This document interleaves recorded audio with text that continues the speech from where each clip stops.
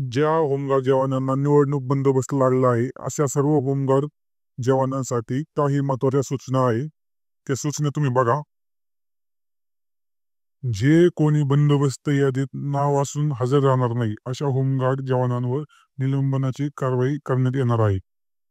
दुसरी सूचना अशी आहे, जे कोणी बंदोबस्त काळात गैरहजर राहिले तर त्यांच्यावर निलंबनाची कारवाई करण्यात येईल. बघा खाली सूचना बघू शकता. निवडणूक काळात जर जवानांना मतपेटी बंदोबस्त असेल तर सदरचा जवान पेटी ताब्यात घेतल्यापासून ते जमा करेपर्यंत पेटी सोडून जाणार नाही अशी तयारी करून यावी. बाहेर मतदान केंद्राच्या बाहेर अनेक चर्चा चालू असतात. या पक्षाविरुद्ध विषयी, त्या पक्षाविषयी, हा पक्ष येईल तो पक्ष जाईल अशा चर्चा असतात.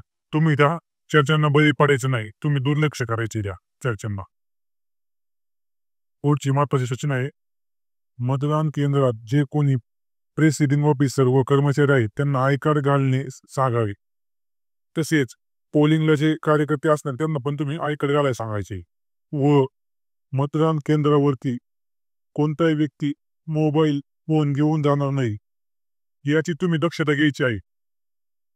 तसेच तुम्ही सुद्धा फोन कमी प्रमाणात वापरायचा आहे व कामापुरताच वापरायचा आहे. जर तुम्ही मोबाईलचा वापर करत असाल तर ते योग्य ठरणार नाही मित्रांनो.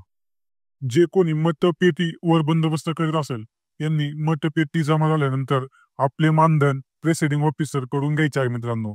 ते तेव्हाच तुम्हाला मतदान झाल्यानंतर रोख स्वरूपात भेटले जाते. ते तुम्ही तिथे जर तुम्हाला भेटले नाही तर तुम्ही मागून घ्यायचे आहे.